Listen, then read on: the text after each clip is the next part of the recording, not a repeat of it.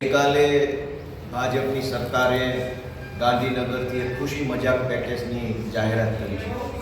આ ખુશી મજાક પેકેજની જો આપણે વાત કરીએ, મજાક ઉડાવવા સમાન રકમની ફાળવણી કરી છે। આંકડો મોટો કરોડ। સાંભળવામાં એમ લાગે કે આ બધા ખેડૂતો માલામાલ થઈ જશે અને બધાના ઘરમાં ફળિયામાં એક હેલિકોપ્ટર આવી જશે, એટલા રૂપિયા જાહેર કર્યા।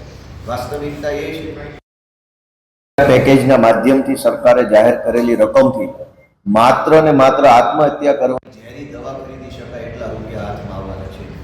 ખેડૂતને દવા,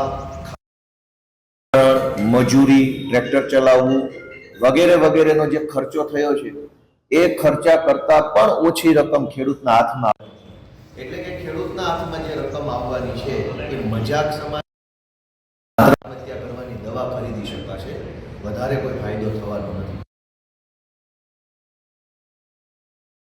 એ મગફળી છે એ ટેકાના ભાવે લેવામાં આવશે કે કેમ, એનો સરકાર પાસે કોઈ ખેડૂતોનો ઘાસચારો પાલો પલળી ગયો છે તો ઘાસચારાની સહાય, પાલાની સહાય મળશે કે કેમ, એની કોઈ ચર્ચા કરવામાં આવી નથી।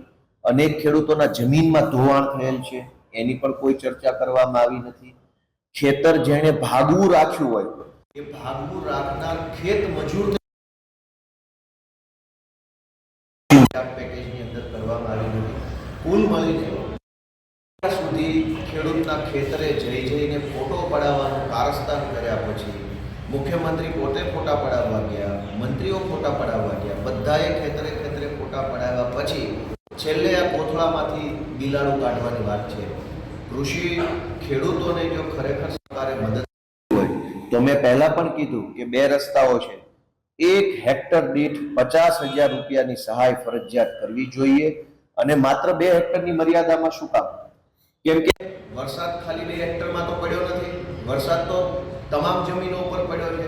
સરકારના માણસો ખેતરે જઈને જોઈને આવ્યા છે કે આખા ખેતર બરબાદ થઈ ગયા છે, તો પછી ભાજપની સરકાર માત્ર 2 હેક્ટરની મર્યાદામાં સહાય કેમ, જ્યારે પાક તો બધો જ 100% પાકમાં નુકસાની છે અને સહાય માત્ર 2 હેક્ટરમાં?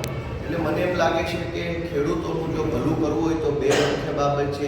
એક કે ખેડૂતોના સંપૂર્ણ દેવા આ વખતે માફ કરી દેવા જોઈએ અને દરેક ખેડૂતોને 50,000 હેક્ટરની સહાય કરવી જોઈએ, અને પલળેલી મગફળી કે સોયાબીન કે પલળેલું જે કાંઈ અનાજ છે, જે કાંઈ ધાન છે, પાક છે, એને પણ સરકારે ટેકાના ભાવે ખરીદી લે તો અને તો જ ખેડૂતોને બચાવી શકાય એમ છે। હાલમાં ભાજપે ખેડૂતોની જે મજાક ચાલુ કરી છે, મજાક પેકેજ જાહેર કરીને, એ એક પ્રકારે પડદો જ છે।